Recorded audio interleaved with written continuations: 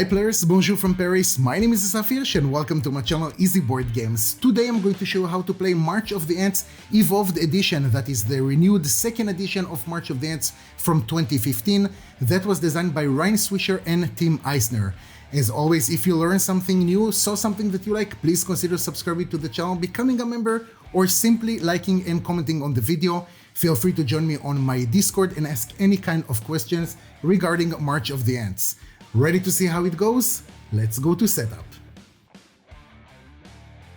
Alright guys, so the first thing we're going to do is to place the Great Tunnel tile at the center of the table. Then we're going to put the score round track on one of the sides of the player area and pay attention that you're placing it with the 4-round track.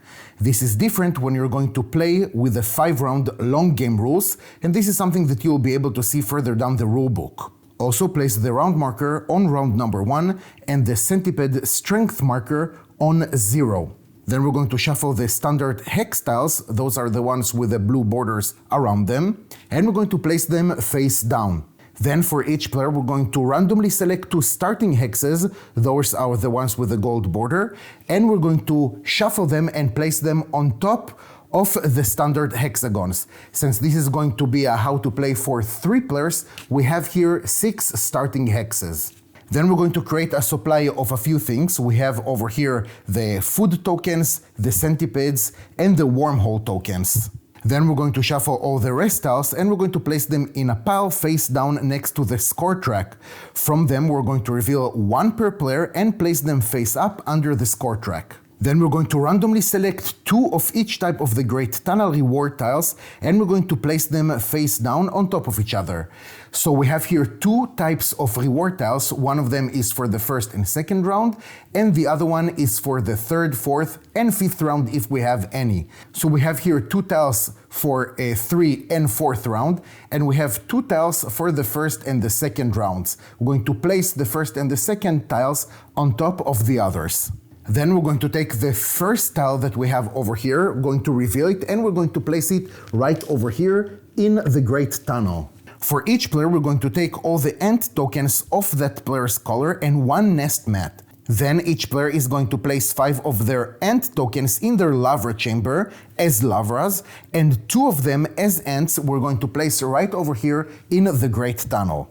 The rest of the ant tokens are just going to stay as eggs next to the nest mats. Then we're going to take 2 food tokens per player from the supply and we're going to place it in the food stores. After that we're going to take all the cards, we're going to give them a good shuffle and we're going to deal 2 cards per player. The last thing that we're going to do is to randomly select a starting player and give them the active player marker, which is this one right over here, so the purple player is going to be the starting player. The player to the right of the starting player, that means the yellow player, is going to add an additional larva to their larva chamber. In March of the Ants, each player is going to play an ant colony and we're going to try and do different things in order to score the most victory points by the end of the 4th round. We're going to have in each round 4 phases, starting with the worker phase, which is the meat and bones of this game.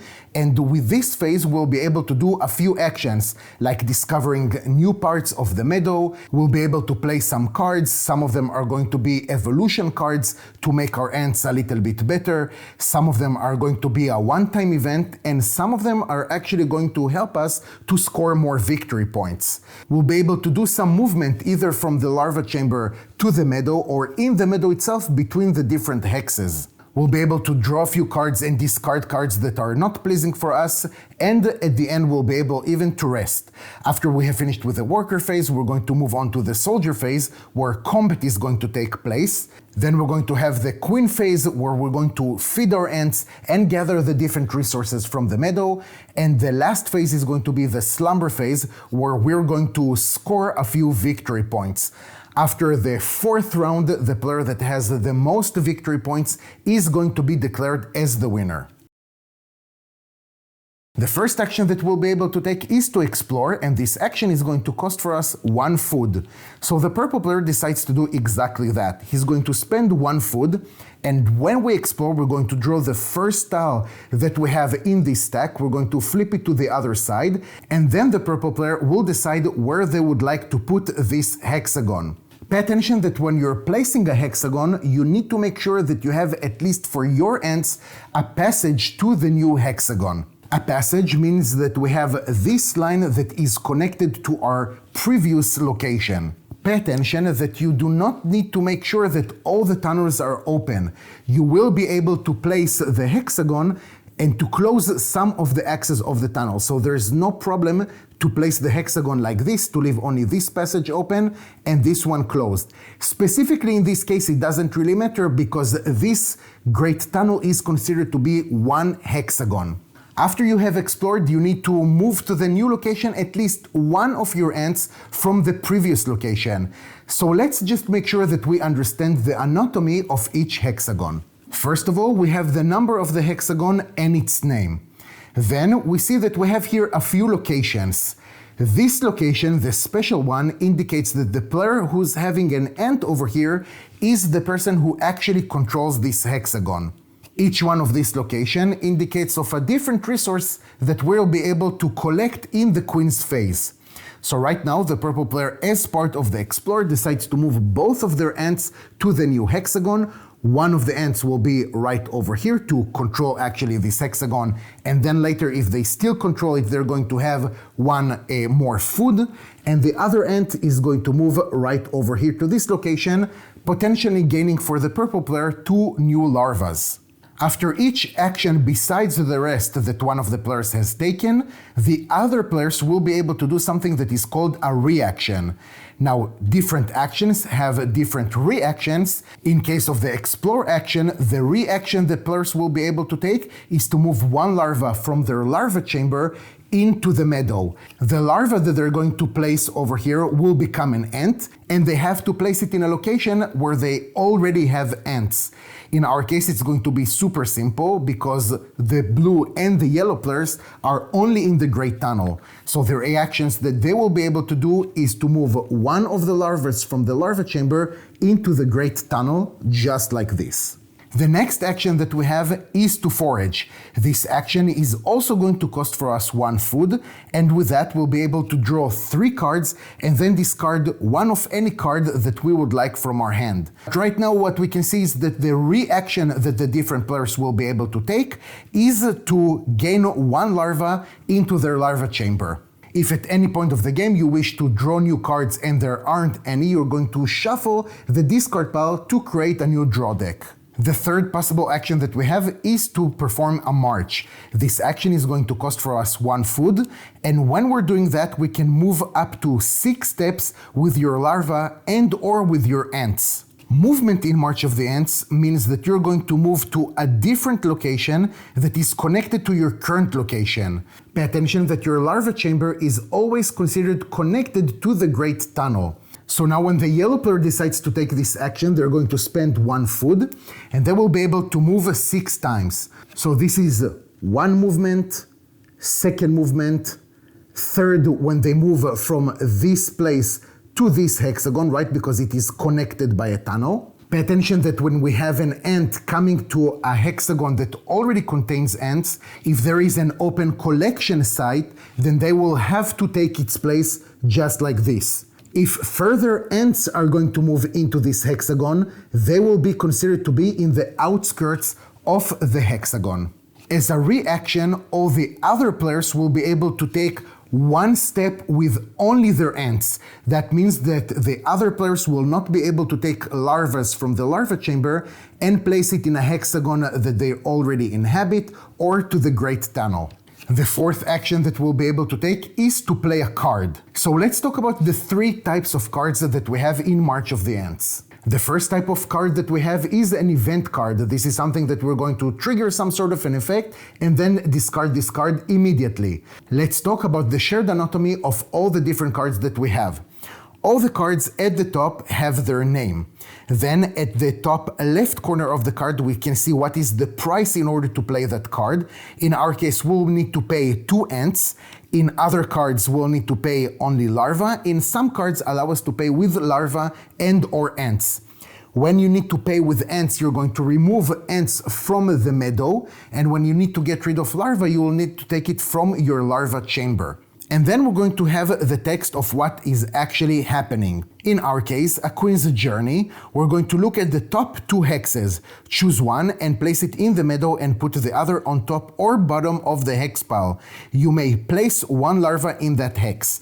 So as you can see, everything is very self-explanatory. You're going to take 2 hexes, going to choose one of them, going to place it in the middle. Remember always that there are some rules in placing a tile. So let's say that the purple player right now would like to place this hexagon right over here. Pay attention that while this is still connected, over here we will not have a passage. And the other tile they decide to place at the bottom of this hexagon stack. Then they will be able to place 1 larva in that hex. So that's great. They're going to take one of their larvas and they're going to place it in one of the 2 locations that we have over here.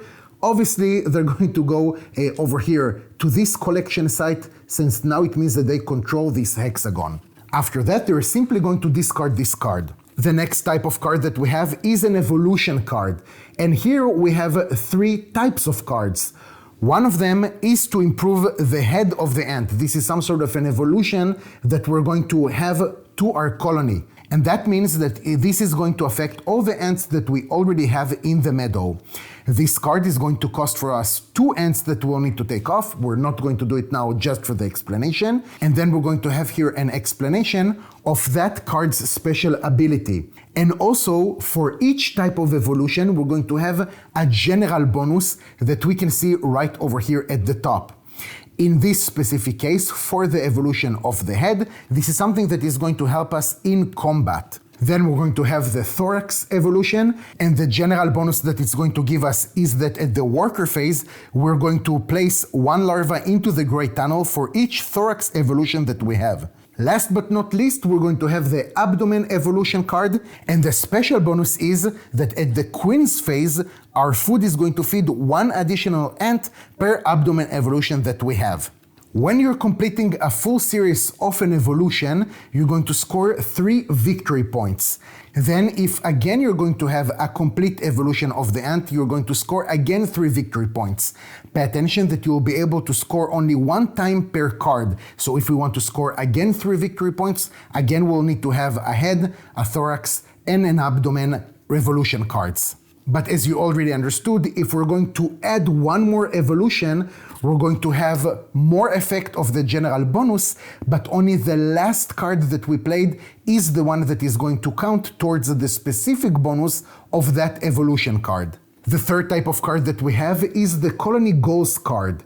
Now, we have here 2 things. First of all, when we decide to play this card, we're going to have some sort of an immediate effect. The bottom part of the card is how we're going to score some victory points. During Slumber, score for hexes you control not adjacent to the Great Tunnel. Now, if we control 1 hexagon like this, we're going to score 1 victory point. If we're controlling 2 victory points, and so on. Different cards are going to have different scoring with different effects.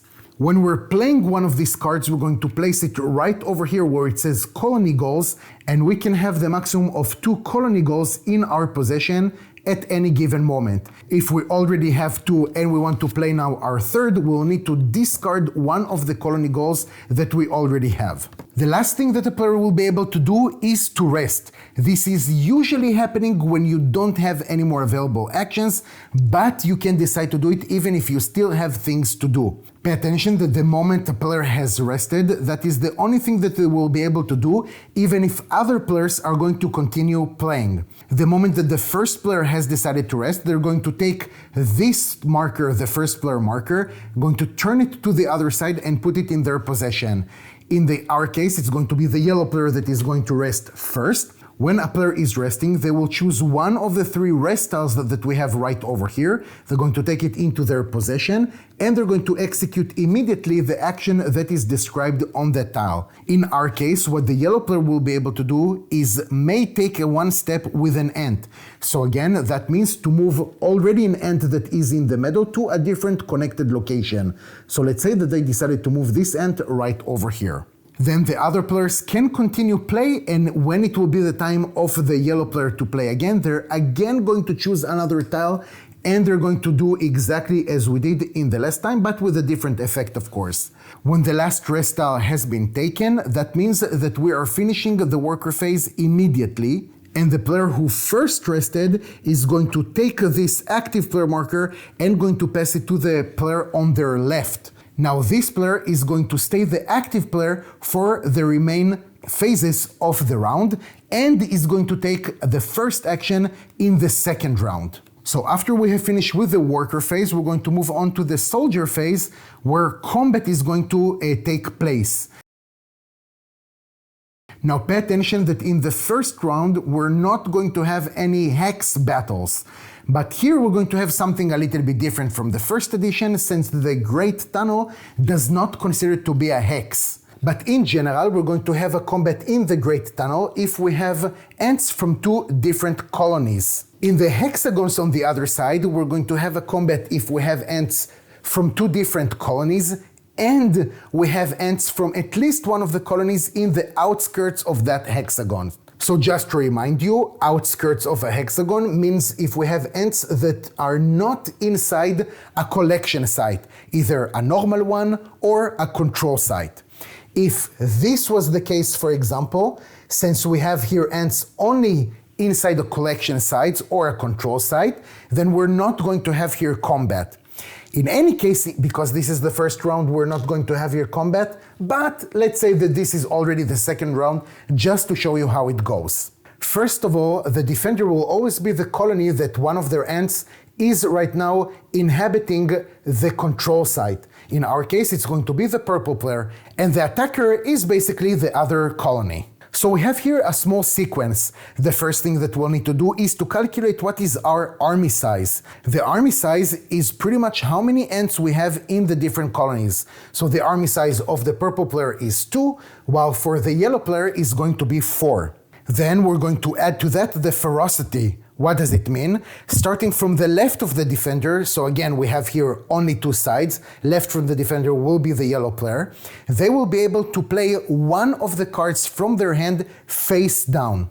Now in each card we have something that we haven't talked about, and this is this icon right over here. This icon that contains in this case 2 pips, but in different cards can have different amounts of pips. This is the veracity that we're going to add to our army size. The yellow player has decided to play this card, so what they're going to do is to place it face down just like this, and the purple player decided to play this card. Now after both of the players have placed cards, and by the way this is not something that you have to do, we're going to flip it to the other side to see what is the outcome.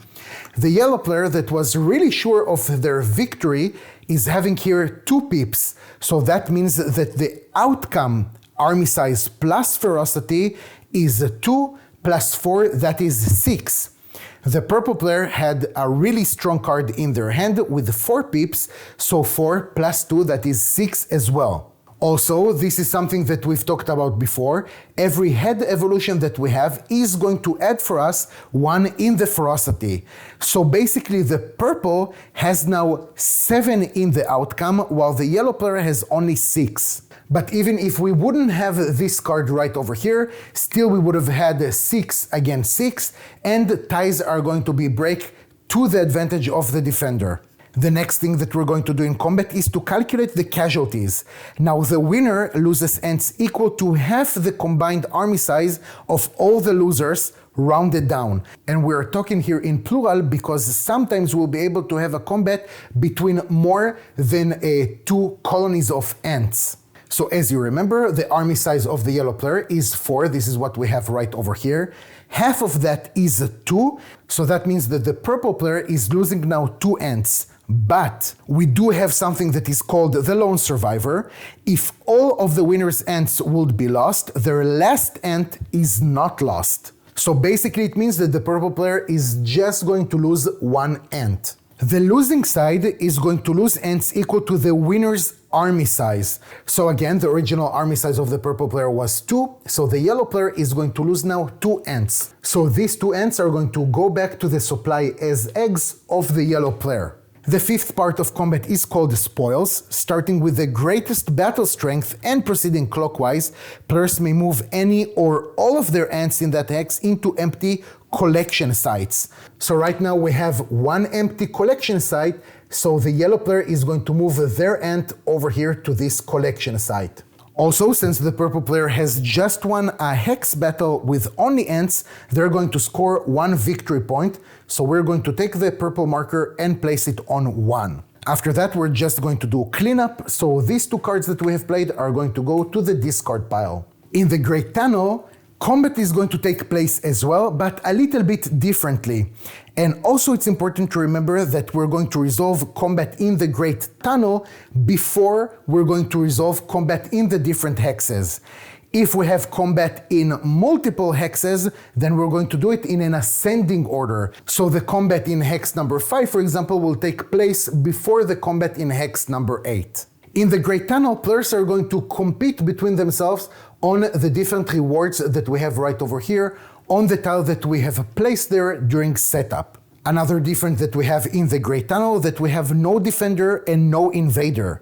Ferocity cards are chosen in player order, starting with the active player, and I remind you that the active player is, during the soldier phase, the player that has the first player marker right over here. Also, if we're going to have ties, also they are going to be resolved starting with the active player and continuing clockwise. Now, players are going to receive rewards even if after the combat there are no more ants from their colony. In our case, let's say that the blue player has won the combat and the yellow player does not have any more ants over here. The blue player is going to claim the first reward, and the yellow player, since they did participate in the combat, is going to take the second reward. Since we didn't have here a third player, nobody is going to score the third reward. If at the soldier phase we're having only one faction in the Great Tunnel, we're not going to have combat, but that player will claim the first reward that we have on this tile. After we have finished the soldier phase, we're going to move on to the queen's phase. And the first thing that we're going to do is to check our abdomen cards, if we have any, to see what is the effect that we have in this phase. Then we're going to harvest. When we're harvesting, we're taking the different resources from the different collection sites that we're inhabiting. Right now, the purple player is going to take 2 food tokens, and the yellow player is going to take 3 larvae. When you need to take food, simply take it from your supply. When you need to take larvae, simply take from your eggs and put it in the larva chamber. Some collection sites have actually victory points. When you need to collect them, simply advance your marker on the scoring track. Then we'll need to feed our ants, and unless something else was stated, like with the abdomen card, each 1 food token is here to feed 4 ants. And we're not going to have here some sort of change, so even if you have less than 4 ants, you still need to pay 1 food from your supply. For each ant that you cannot feed, you will need to take out one of your larvae from the larva chamber. And if still you don't have enough larvae to feed your ants, then for each ant that you cannot feed, you're going to simply take that ant from the meadow back to your supply. So here I'm just reminding you that for each abdomen revolution card that you have played, you will be able to feed 1 extra ant. In the purple player's case, since they have 2 of these abdomen evolution cards, they will be able to feed 2 more ants with each food token, so that means up to 6 ants. Then we're going to have the queen's choice, where basically you're deciding if you want to have 2 more food from the supply into your food stores, or you'll be able to take 5 eggs and put them in the larva chamber, thus making them 5 more larvae. After we have finished with the queen's phase, we're going to move on to the slumber phase, where again we're going to score some victory points. The first thing that we're going to score for are inner meadow hexes that we control. What does it mean? If you're controlling hexagons that are adjacent to the Great Tunnel, for each one of those hexagons, you're going to add 1 victory point. Then we're going to score for our colony goals, if we have any, and then we're going to prepare for the next round, which means that we're going to advance this marker right over here to the next round. We're going to discard all the rest tiles and we're going to draw 3 new ones. We'll discard the Great Tunnel reward tile and we're going to draw the next one to replace it. And then in the new round, the active player is the one that stayed with the marker and they will be able to take the first step. In a more advanced part of the game, we're going to have this icon right over here. That means that we have a wormhole. When we're drawing a hexagon, and this is the kind of iconography that we have, we're going to take one of these tokens right over here, and we're going to place it on that hexagon. We're going to place these tokens because some effects are going to close wormholes. So if we're going to have one of these effects, we're going to remove this token, and that means that that hexagon does not have a wormhole anymore. Basically, wormholes are just making hexagons adjacent to each other, and it doesn't matter to which hexagon as long as it has a wormhole. Right now, this and these hexagons are considered to be adjacent for the movement, for example. So if the blue player is situated right over here with one step, for example, in the march action, they will be able to move from this hexagon to this one. The second element that I would like to talk about are centipedes. So let's say that one of the players has drawn a tile with this kind of icon. When we're going to place it, we're going to take one of these markers and we're going to place it right over here. Again, we're placing this because at some point we're going to have combat over here, and if the ants have won and this centipede is dead, we're simply going to remove it. So even though the iconography stays, we don't really have there a centipede. Now, a hex with a centipede will always be considered contested. This is opposed to what we have seen before, only if we have ants in the outskirts. Right now we can see that we have only ants in collection sites, but even though this hexagon is considered to be contested. And that means that a battle will occur here in the soldier's phase. Now, when we're fighting a centipede, we're going to have some slight changes. First of all, a centipede's starting army size is shown on the centipede army size track. This is what we have right now. And this is something I failed to mention, so every time a player is taking a tile that has a centipede on it, we will need to move down this tracker by 1. So right now, the centipede's army size is 1. The more we are advanced in the game, the stronger the centipedes will become. Then, after players play ferocity cards, starting with the active player, if there are no defenders of course, we'll need to draw a card and add its ferocity to the centipede's army size. So what does it mean? The purple player has decided to play no cards to add to their ferocity.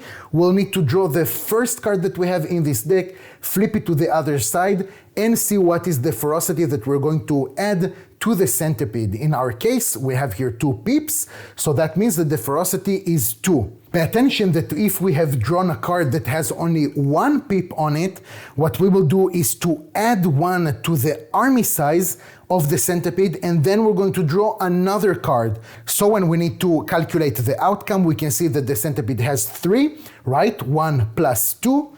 And we have here the army size of 3 without ferocity, so that is 3. So if you have the same or you exceeded the outcome, you of course are the winner and the centipede has lost this battle. In this case, we're going to take this marker and we're going to put it back in the supply. And when you win a battle against a centipede, on top of the 1 victory point that you're going to have, you're going to receive also 1 food. On the other side, if the centipede would have won, it will deal casualties equal to its total army size to each ant opponent. Again, I'm saying that because sometimes we're going to have a situation of multiple players that are having a combat in one hexagon that contains a centipede. If the centipede has lost, they're going to deal damage equal to their half of their army size rounded down. The damage, of course, will need to be taken as ants. If we would have had here another player and the centipede has lost, if still this hexagon is contested, we're going to have another battle in this hexagon. At the end of the fourth round, after all the players have successfully fed their ants in the slumber phase, we're going to have some end game awards. First of all, the player with the largest brood, that means the player with the most larvae in their larva chamber, is going to score 2 victory points. Then we're going to score 2 victory points for the greatest stores, so that means the player that has the most food in their food stores. And then we're going to score 2 victory points for untold potential. That means the player that has the most cards in their hand. If for one of these 3 criteria we're going to have a tie, each player is going to receive 1 victory point. After we finished with that, we're going to see which player has the most victory points, and that player will be declared as the winner and the king or queen of the meadow. If we have in this case a tie with the same victory points, the player that has the most ants in the meadow will be declared as the winner. And if again we have a tie, then, I don't know, go get some grain or something. And that's it, you guys. Thank you so much for your time. I truly appreciate it. If you have any kind of question, feel free to contact me over here in YouTube or on my Discord. Take care, and I'll see you next time.